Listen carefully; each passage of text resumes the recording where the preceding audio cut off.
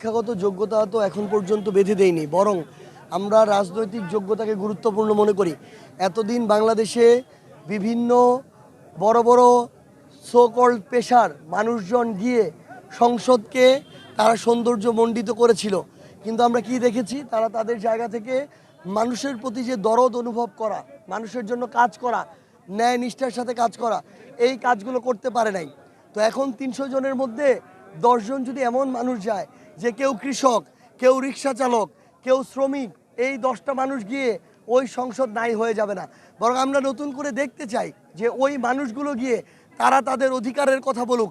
কারণ যারা এমপি হয়ে ওই সংসদে এতদিন ধরে গিয়েছে, আমরা আমাদের জায়গা থেকে দেখেছি যে তারা রিক্সাওয়ালাদের কষ্ট ভুলে গিয়েছে, কৃষকের কষ্ট ভুলে গিয়েছে, যারা অটো চালায় তাদের কষ্ট ভুলে গিয়েছে, যে ভাইরা আমাদের শ্রমিক তাদের কষ্ট ভুলে গিয়েছে।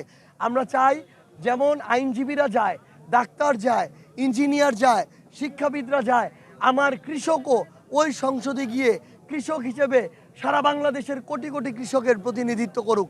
এবং আমরা মনে করি এর মধ্য দিয়ে সংসদ সমৃদ্ধ হবে, জনগণের যে চাওয়া পাওয়া সেগুলো আরও বেশি পূরণ হবে।